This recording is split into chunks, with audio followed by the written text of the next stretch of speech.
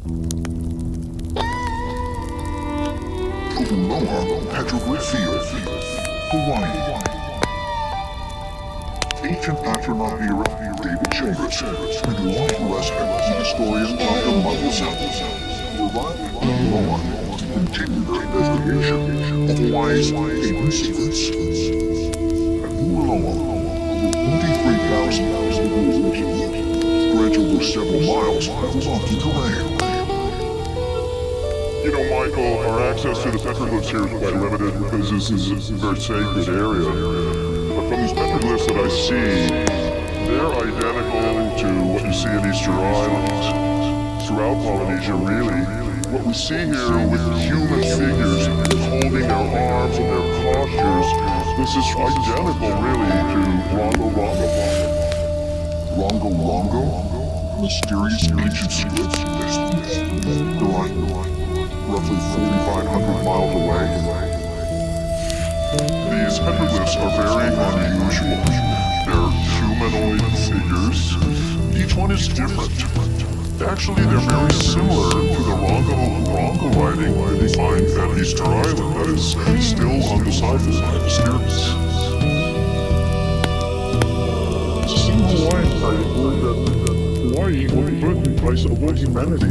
This is the legendary Hawaii. This way, people with humanity and actually spread throughout all of Polynesia and throughout the entire planet.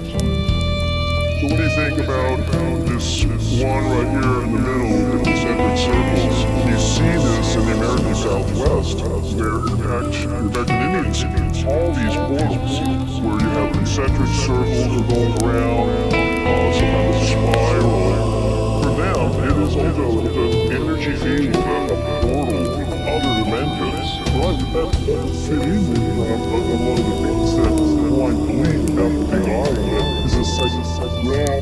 There's a lot of energy that flows through these islands. Anything goes back to the kind of idea of Hawaii being the birthing place for the whole All the Polynesian people, and also the Hawaii itself.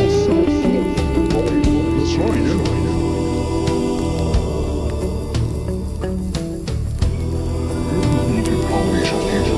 Some kind of cosmic gateway existed in Hawaii. Means the travel here to other parts of the universe.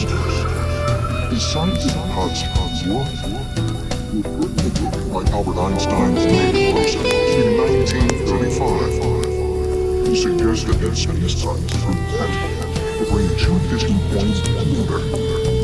While it may sound far-fetched, some scientists suggest it is possible that such portals or wormholes may actually exist. Not only in deep space, but also right here on Earth. It became sort of accepted as being real portals and wormholes in space. But as we deepen our understanding of physics, it raises the possibility of wormholes and portals being able to be accessible here on Earth. They're possible theoretically to manipulate electromagnetic fields and change structure of space-time, perhaps dramatically. Now, can this happen in the geophysical realm? The Earth has a magnetic field, it has a electric field, and those vary place to place. Would there be areas on Earth where perhaps might be prone to space-time instability, changes in doors, portal opening, and closing? It's very possible. The undersea magnetism called Hawaii Hotspot continues to give birth to new volcanoes. The volcanic rock on these volcanoes are rich in crystalline materials that are capable of producing electromagnetic fields by means of what scientists refer to as the piezoelectric effect. If you have a region with an electric field anomaly, and if you can create a strong enough electromagnetic phenomenon, you could perhaps change the geometry of space-time, leading to forming a phenomenon. Thus, the Earth's geography of Hawaii with conditions shift electromagnetic energy. space and time, resulting in the creation of a time-space portal. According to ancient astronauts, the answer is a profound yes. According to a place where a lot of humanity from ancient crystals were able to travel through to go to other places throughout simply playing the entire night. And that's been happening for centuries, millennia, and it's happening now. He's the 1970s, and again in 1986, electronics engineer and inventor Joe Hart conducted experiments on the top of the Great Pyramid. Using equipment of his own design, Hart measured the pyramid's electrical and radioactive properties. Joe Parr, who was my very close friend and research colleague, discovered, I believe, the most incredible discoveries about the Great Pyramid and pyramids. Joe believed that the pyramids had an all pyramids had it. The problem is the pyramid energy field is usually not strong enough. So he developed in his laboratory a method for generating this pyramid energy, so then he could actually do scientific studies on it. Over the last few decades, people have been experimenting with pyramids. What has come to the forefront of this is the fact that pyramids are enigma.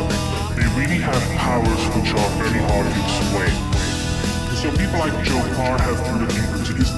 When somebody goes to the Great Pyramid and experiences this weird electromagnetic vibration, this is not just a coincidence. This has to do with the fact that the Great Pyramid is causing this.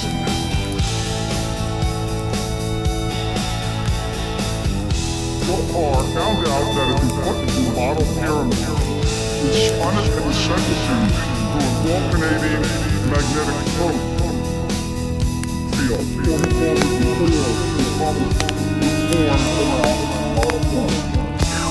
found that this bubble or energy board would block all types of electromagnetic radiation, even gamma rays. Now this is interesting. We don't know of any types of energy forces that can do this. This is the most incredible thing about Joe Parr's discovery. In later laboratory experiments, Parr claimed he discovered yet another strange physical phenomenon.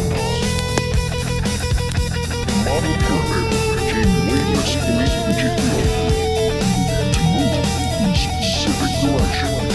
They calculated the direction of this energy field where the pyramid would shoot up. And guess what? It aligns exactly where you would see the constellation of Orion. So Joe speculated that it went into hyperspace.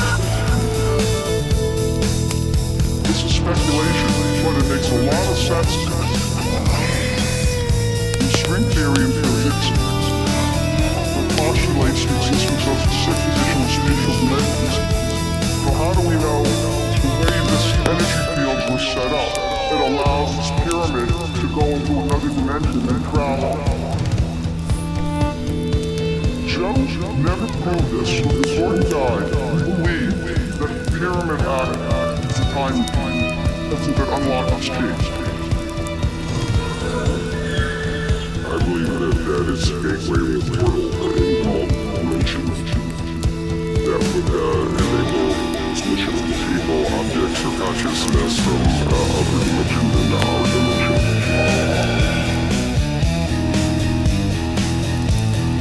Is it possible, like Joe Parr believed, that the Great Pyramid could facilitate travel interdimensional space? And if so, were there other pyramids with the same capabilities? Might the Earth's pyramids, not simply by shape, but by purpose, perhaps as part of some otherworldly plan? The ancient people were all building these same pyramids because it was a way for them to tap into the natural energy of the earth. And you have to think that whoever is guiding such a precise network of pyramids must have been a very advanced culture, probably extraterrestrial. In all of this, I have one single question. Where are blueprints? If all of this was so incredibly important, then wouldn't you think you would have one record? The reality is, there is not a single piece. Why? The ultimate piece disappears. All human beings understand that all of us live in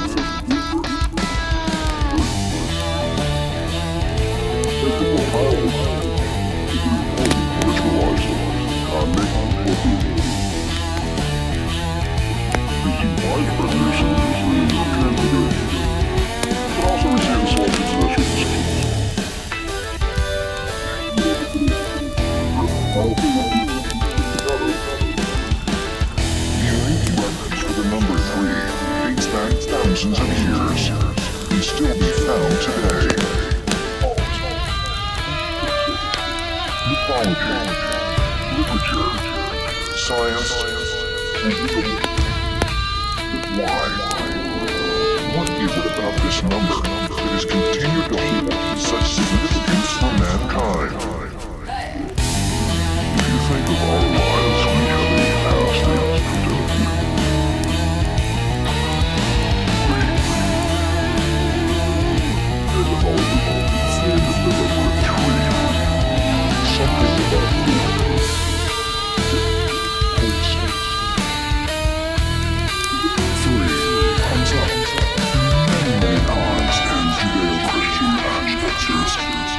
Jonah is in the belly of the whale for 3 days. In Genesis, the water is separated from the earth after 3 days. In the New Testament, Jesus had a tomb for 3 days. There's just a special significance there. Giza Plateau. 3 great immense lines of desert just outside South. Constructed more than 4,000 years ago, this unique trio of monuments, arguably the most recognizable also employed the magnificent use of miles. You had an engineer in my family's Masonic tradition. They were the builders themselves who embodied the knowledge of geometry, the knowledge of tool-making, and how to put buildings together, and especially how to create buildings that were themselves the vehicles for initiating or inducing higher consciousness.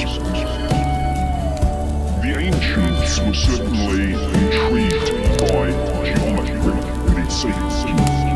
and certainly triangle is one of those basic archetypal shapes that perhaps is hardwired into the human consciousness, and this may find expression in numerous pyramids. You've got that progress towards perfection, towards the top of the hill. It's a very upward-directed, higher-directed shape, and I think we kind of get that on a subconscious level. So there's a sense in which the number 3, the form of the triangle, the form of the apex of the pyramid, represents a portal, a gateway into another realm. You might say it's a realm.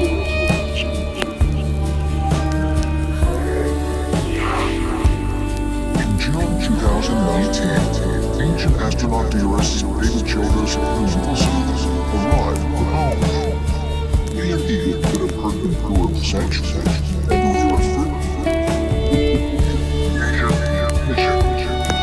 Uncle Robert, he was the peace, and he thought that, he called them our space brothers and sisters, he thought they could certainly come down, perhaps this week down with some Aloha. So he was thinking that since the space visitors had originally come here to Hawaii, they would come back. Is that the idea? Yeah. Okay, they want to come out into the area with all the sun. This is the sanctuary here, right? You said yours? Yeah.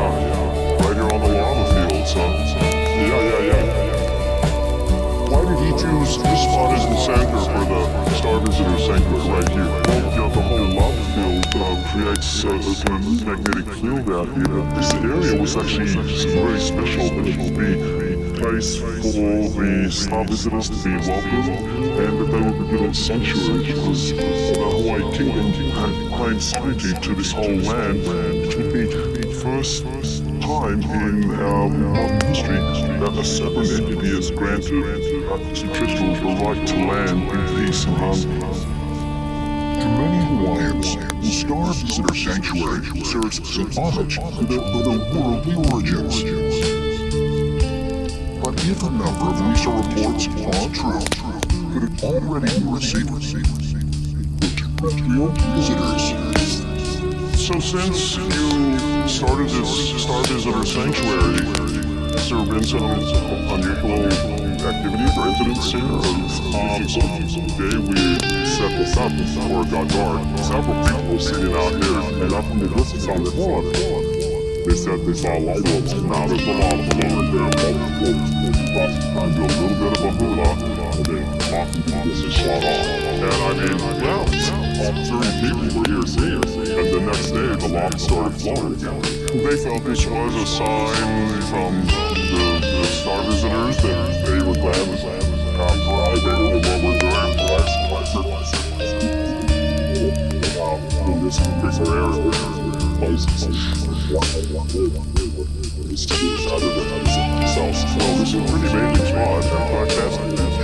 Thanks for bringing me here, Michael, and thank you, Gary. I'll take all this, but Would it be believed the native nations referred to, their star ancestors, had probably the means of a space-time portal?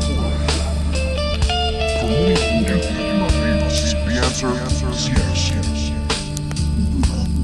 For many Hawaiian natives, the Star Visitor Sanctuary represents an important step in their quest to make contact with terrestrial civilizations. The idea that Hawaii is building a welcome center for extraterrestrials is incredible because their entire legends are based on so-called star lore. Their origins are in the stars. They themselves have said that they are a direct offspring of extraterrestrials. They are yearning for their return. Many Hawaiian roots base the belief that they were the original people. They were the kind of gateway for the gods to come and see the earth with their progeny. And that's just the idea that the Hawaiian island is a critical portal energy point for these extraterrestrials from distant star systems such as the Pleiades. It was a portal for the Pleiadians to send their people to the earth. This ancient elders, this ancient alien, who was with us before, are with us now, who will be watching from.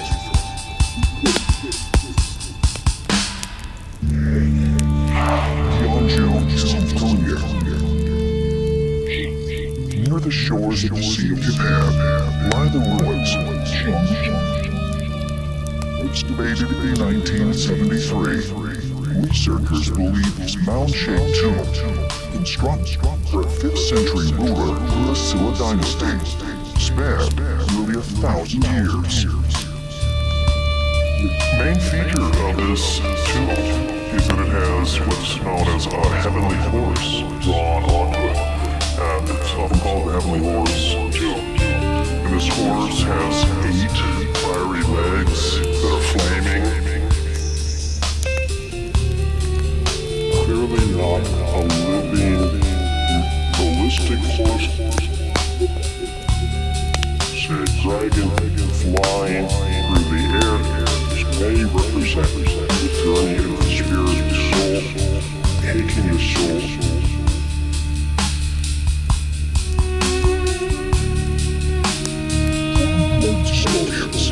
This integration represents not only the important forces in ancient culture, also a spirit. Ancient astronaut theorists offer profound interpretation.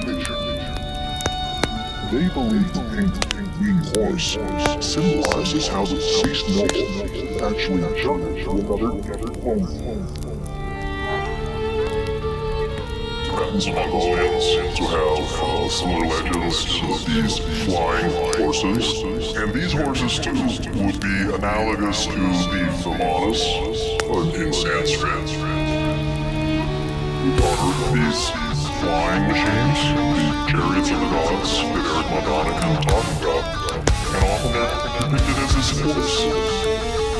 Familiar vehicle people travel in, only these horses could fly. They were flying beings. If you look at it more closely, it resembles Moors.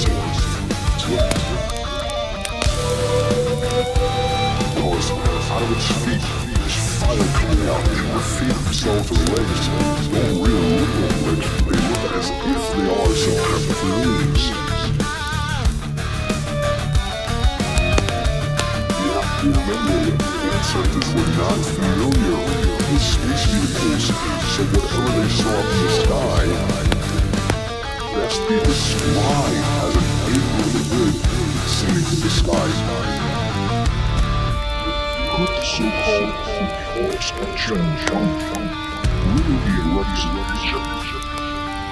You'll find transplant is even of Venus today. With this helps prove their theory that many ancient tombs were in fact portals with real worlds. On Scotland's Orkney Islands, ancient astronaut theorist Collins and author Graham Phillips are investigating some circuits that are believed to be even older than Stonehenge. They have just arrived from the Rondon, which is not only an important historical site, but also a hotspot for UFO sightings. We're here, it is hanging circles, so all around the outside of it is a glitching. And one of the things that's been repeatedly found in the prediction with stone surfaces is that there's a very special geology associated with the landscape around them. And all of these seem to be able to manifest mysterious lights, and they almost hit like windows onto another realm.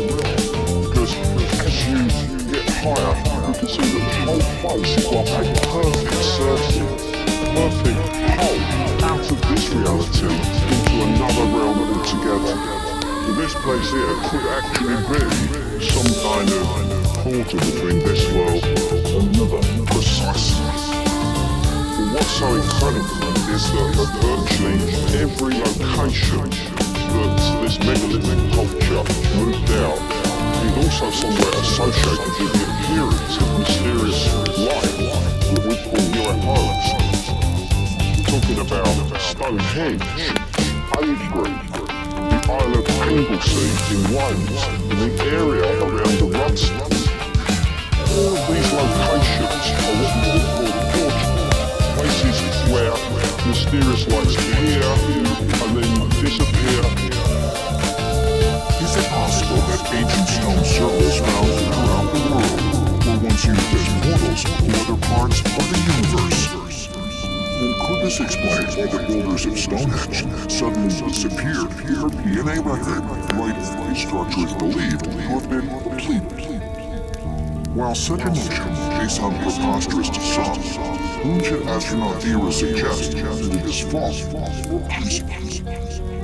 And they realized that these stone circles would be purely earthen youth. Come step up. Feel. Archaeologists now are speculating that stones that are part of the Stonehenge complex, they are a type of black blue dolerite that has very bright nodes of quartz in them. Quartz is able to convert the Earth's natural molecular vibrations into a form of energy. The amount of energy interfaces with the quartz is under pressure, as it would be as part of a massive monolithic structure like Stonehenge. galaxy have life qualities, magnetic qualities as well within the same star. This could be used to manipulate Earth's quality. Many of the stone circles have something to do with astronomical lines. You have to wonder if it's a way of calculating, having calibration that you can use to create a special portal area. It's got a special energy, perhaps being manipulated and created by these monolithic structures. Months ago, here, on the eastern edge of Yucatan Peninsula, lie the ruins of one of the last cities built by the Maya. An advanced ancient civilization that thrived throughout Mesoamerica, centuries BC to the 15th century AD. Situated on a cliff overlooking the Caribbean Sea, this site honors the mysterious diving god that can be found depicted on several buildings. Behind me is the temple of the diving god. In the western doorway is a subtle relief of a winged being who is either diving down from the sky or is diving down into the water. His real identity is unknown. In addition to the diving god, it is been documented the interior of the temple once contained a mural portraying the Aztec water goddess Calchuquay. While the Aztecs did not occupy the Yucatan Peninsula, their ancestors did almost did, and some believe there may be a profound connection between this area of Mexico, Aztec water gods,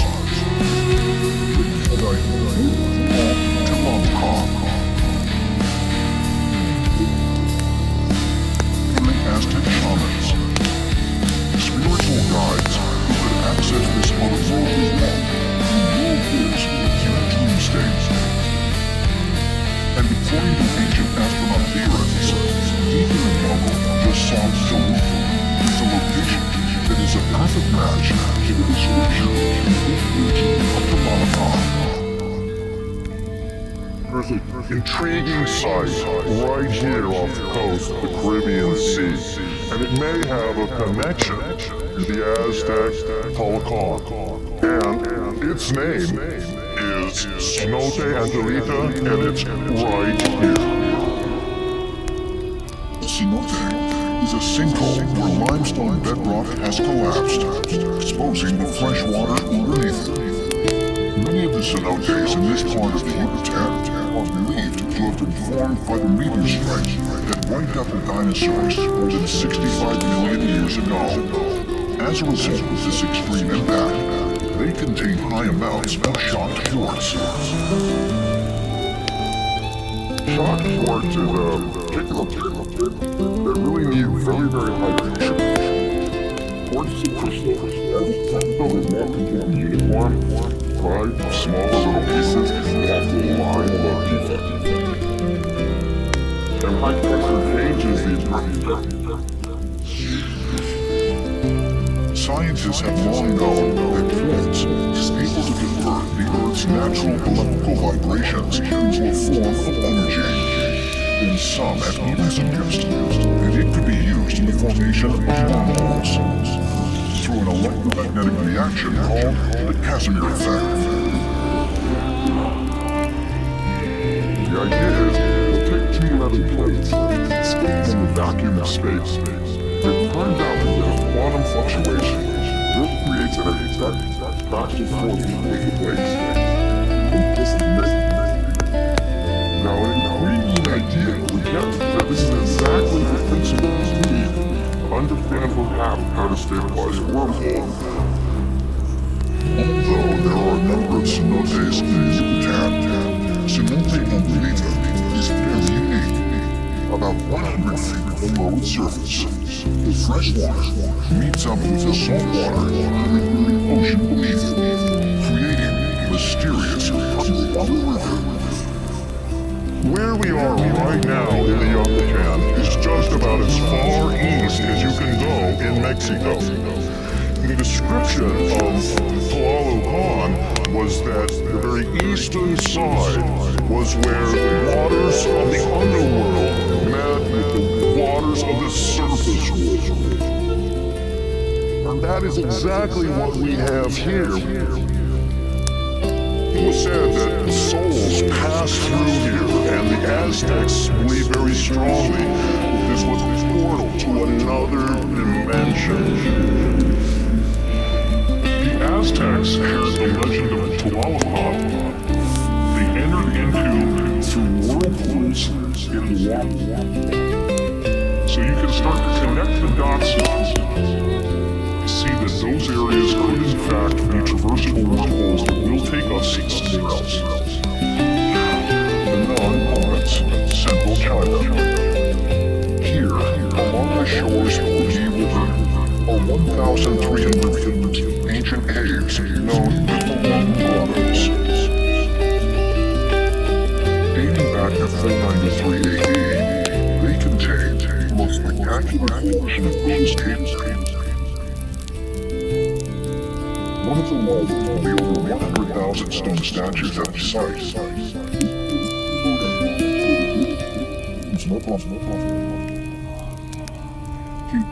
Either side by his two assistants. Luckily, they are known as the three saints of the West. For some reason, the sacred mystery is presented as threefold. In Mahayana Buddhism, three guides are Body, Buddha, infinite light, and his true companion, one representing wisdom. It is significant that throughout the ancient world, gods and leaders would often appear in trees. For some reason, these man shows up as a divine. Something about tree is telling us some important information about who it is.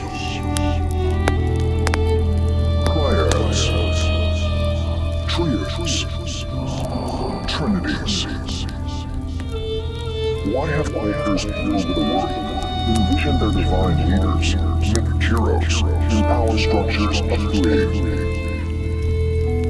Perhaps an answer can be found by examining the stories of the three saints and the celestial realm of the Amitabha Buddha, known as the Pure Land. In a former life, Amitabha Buddha was believed to have been a king who renounced his kingdom through a series of vows. And these vows were vows to create a pure Buddha land. The Western Pure Land was thought to be actually real and to exist outside of the normal confines of time and space. Amitabha Buddha will come to your deathbed and personally escort you to this Western paradise. The Buddha Amitabha had two assistants, two bodhisattvas.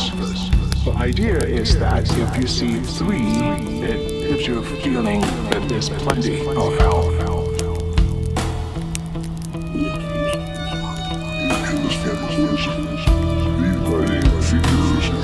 Prime examples of the power of three manifesting the sacred change they wanted to a greater level of consciousness. Is the Western Pure Land really a state of enlightenment, as mainstream scholars believe? Or might these three saints be guiding the deceased who divine, perhaps even the overall? Ancient astronaut theories believe the answers can be found in the descriptions of the spiritual paradise. The Amitabha Buddha believed this was a literal place, people with gods and goddesses, that would give you knowledge and information. In this place, everyone appears to be holy, and you have the ability to see anything in the universe, the ability to go anywhere on Earth that you want. Is this really just a myth? Or is the Amitabha Buddha an example of an extraterrestrial who visited Earth and was able to achieve some higher grade of evolution while he was here? Help others achieve that as well. Mars, July 31st, 2008. NASA's Phoenix lander successfully touches down on the Martian surface. While searching for evidence of microbial life, the robotic spacecraft finds trace amounts of water frozen underneath the soil. The discovery of an element so essential to life raises speculation that Mars may have been home to alien life forms in the distant past. When we start scouring the solar system for evidence of an alien species, what we're really beginning to find out is that Mars is by far the best candidate. Given that our local solar system already has two planets, one that floats like Mars that had started and then was in the wrong place, or not quite right and didn't keep going. Gives hope that there really is more life elsewhere in the universe. Mars has a special place in our consciousness and our folklore. Going back to the time of really the ancient Greeks, this becomes more important. As we get closer to the end of the 19th century, where you have reliable astronomy, powerful telescopes that can see, for example, some of what are called canals on the planet Mars, people have begun to imagine a civilization that perhaps existed long ago on Mars, created these canals for transportation or for other reasons, then something cataclysmic happened. That possibility of life on that planet was destroyed, and so the denizens had to flee and go somewhere else. Is it possible that Mars was once a fertile planet like the Earth? If so, might it have been home to a species of beings we call Greys, as some ancient astronaut theorists believe? All mythologies consider Mars planet 4, so you cannot exclude sometime in the past, 100,000 years ago, Mars had civilization. The civilization destroyed itself. The reason was that some sort of the situation escaped people. Our ancestors were also convinced that there was life on Mars. Mars has always been singled out as the cosmic twin of planet Earth. It's almost as if it's somehow part of our DNA that somehow tells us we need to go to Mars. And if we did have a brother, the likely chance is that we're going to find evidence of this brother on Mars. Everything which we know about non-human life that can have in more recent times, it is somewhat humanoid. So, to find out that this species would have a base on Mars is, I think, very much in the line of expectation. Any type of species on Mars today would probably be subterranean. This is an interesting piece for the idea that the Greys occupy Mars. We know that here on Earth, we do see evidence of subterranean activity. Maybe the Greys actually came from Mars. But if Mars might have sustained life, and possibly intelligent beings, what other more distant planets in the universe also supported life, perhaps even a thriving civilization? December 5th, 2011. Scientists using NASA's Kepler Space Telescope confirmed that they have found two planets orbiting a distant sun-like star that are in a narrow range of space within their solar system called the habitable zone. And each planet might have linked, perhaps sustain life. But there's been a recent announcement of Kepler B and new planets, and it's been a very exciting journey. Telescopes are powerful enough to finally find planets around other suns. We have them around our Earth planet. Kepler 22b is an example. 2.5 times the size of Earth, rotates on a 290-day orbit, very similar to our own properties here on Earth. Potentially the Greys, or various other aliens that have been visiting us come from other worlds that we're now finally starting to locate. So what we're having here is really the crash course. Science, NASA in this case, has really made a lunge forward in saying we have left the field of possibilities to the realm, whereby the ancient alien theory is no longer a theory, but is really coming close closer and closer and closer to evidence of this. That we'll find more and more planets, some Earth-like. They've already offered the theory that there are billions of planets in our galaxy now. Some of them are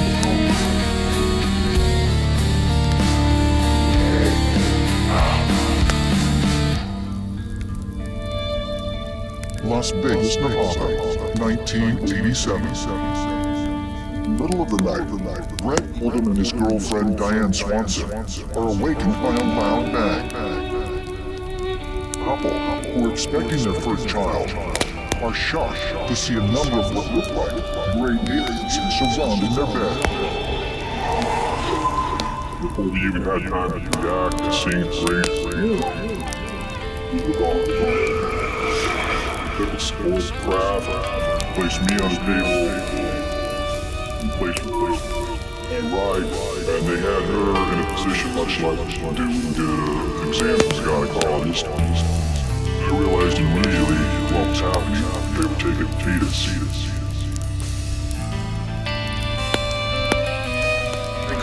I couldn't move my head. I couldn't move my eyes to see, where he was at, and I could hear him screaming. That's when I realized they were doing some things, and he was just calling, just saying, please don't take my baby, don't hurt us. According to Diane's account, the next morning she refused to believe the incident was more than just a terrible nightmare. After finding traces of blood in her bed, she feared a miscarriage. Papa went to see her doctor. When examined, Diane was found to have no tissue remaining in her womb, as if the fetus had been surgically removed. I've never seen anything like this before.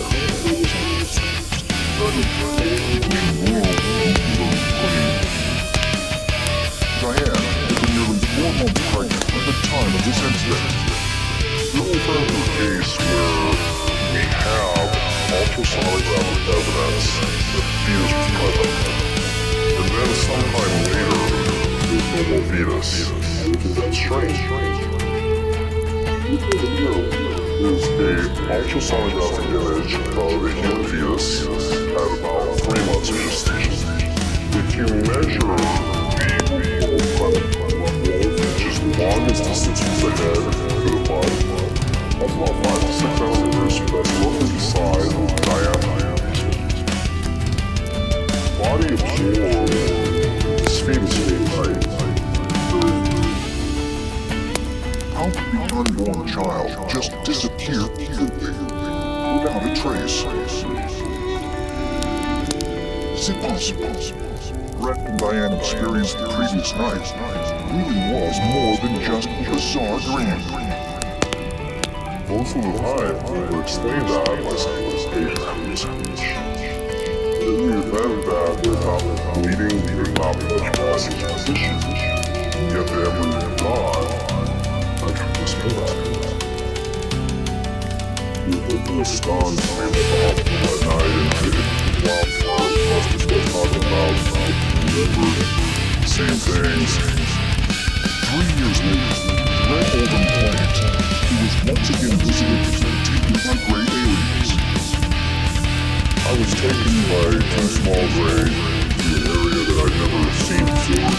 In a few minutes, you see the female hide. She was carrying a small child with her. Also see that the child she was carrying was a female hide.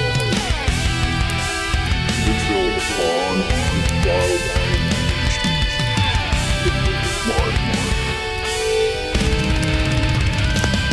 There seemed to be a good deal of relatively consistent evidence on the part of both male and female abductees that there's some interest in art. There is also some evidence that abductees have been put in contact with victims with hybrid who seem to have some human characteristics, some characteristics of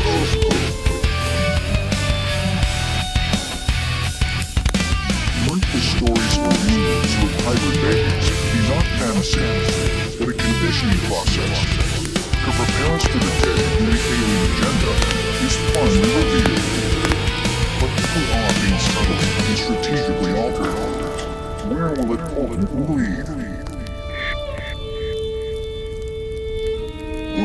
that extraterrestrials have been coming to Earth quite a long time and having sexual relationships with humans.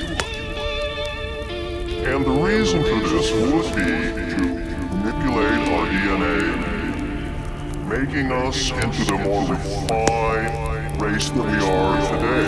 And we still have a certain evolution to go. Is there another very heinous thing behind all this?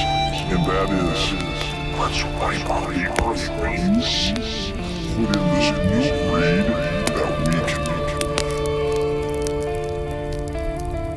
In my personal view, we are seeing extraterrestrials interbreeding with humans as part of a long-term interfamilial exchange. Human family goes far beyond life on Earth. Extraterrestrial humans may be coming here to replenish their genetic supply, may literally be passionate of life and death. When I'm asked whether alien sexual agenda exists, or if there's anything that we can do to stop it, well, if such an agenda really exists, then I've got bad news for you. There's nothing you can do. The Apaches of Graves National Forest, Arizona. November 5th, 1975. 22-year-old forestry worker Travis Walker is driving home after sundown with a group of coworkers. Suddenly, a strange light appears in the sky. I noticed some little glimmers of light coming through the trees, and the light seemed to be coming from higher than where ground level would be. We've only gotten where this light is crossing the road that we had an unobstructed view of the ground.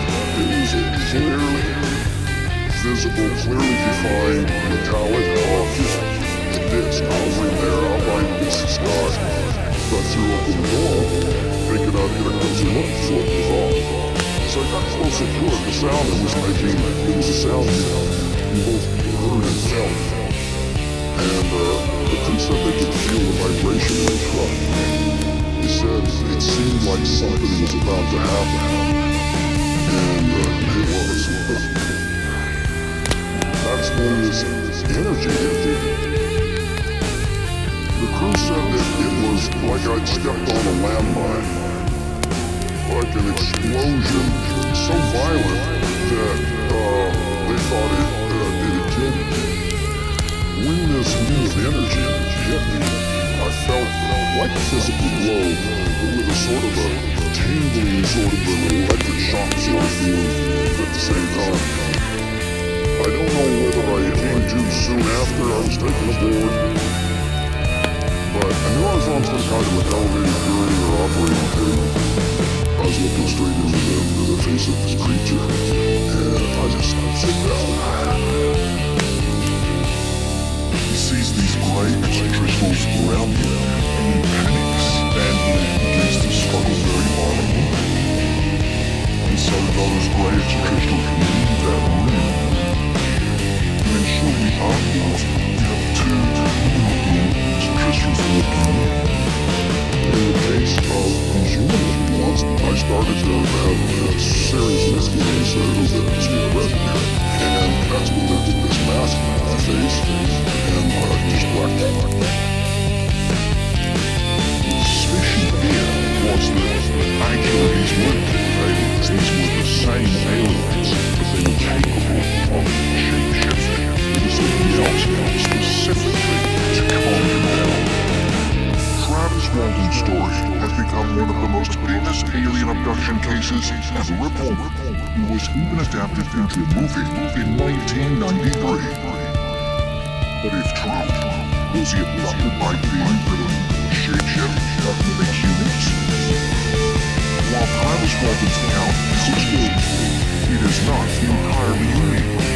There are many stories of these abductees who see these non-human extraterrestrials in rays, who then are replaced by beings that are human, and this seems to be extraterrestrials using this substitute ability to look so human extraterrestrials are there. In 2013, public policy holder is amongst us.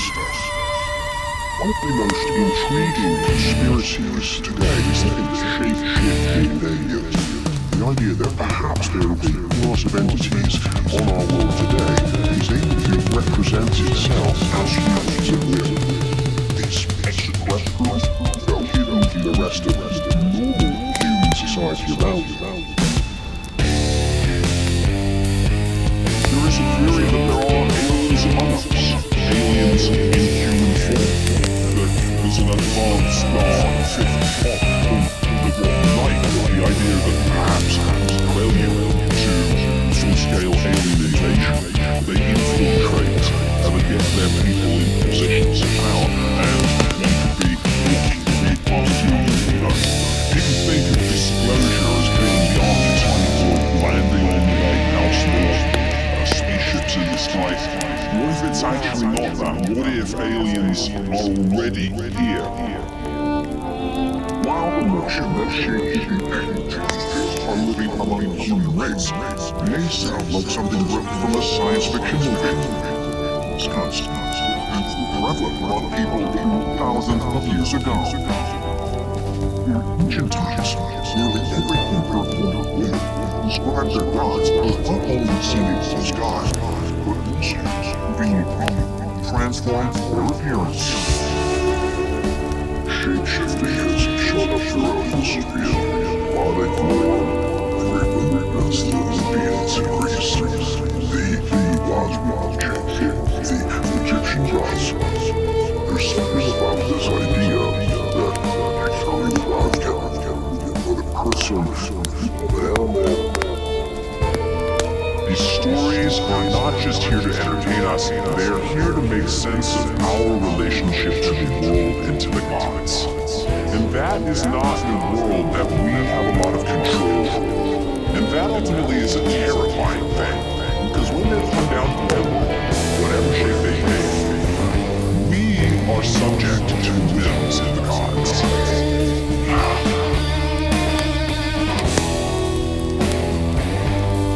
Washington, D.C., the National Institute of Health.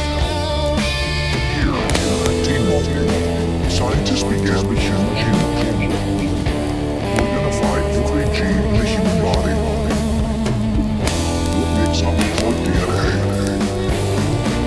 This scientific breakthrough may allow us to manipulate human evolution, alter the human race.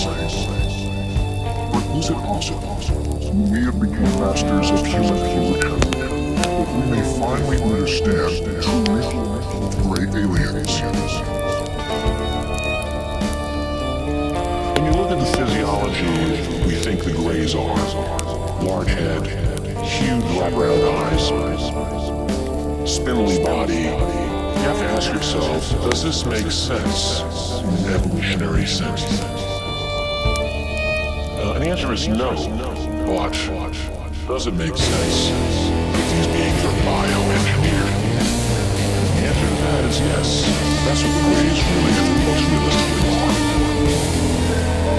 I believe that extraterrestrials found on this planet a species that they were able to change the genetic code that will allow them to interact and secure the longevity of their species with a common plan.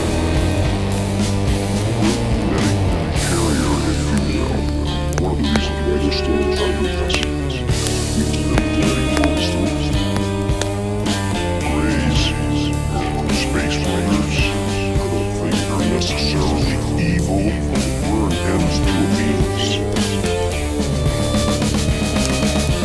Could have just left those to threat. Okay, so we need two things to count. One is life and chemistry strength. The second thing is we will need basically the same genetic type structure. So you could imagine there was another planet, fairly similar conditions. If those what will evolve is life, and species like us, and if they're close enough, they will be humans. Why would they be creating a hybrid being? Is there something that's going to happen here on Earth?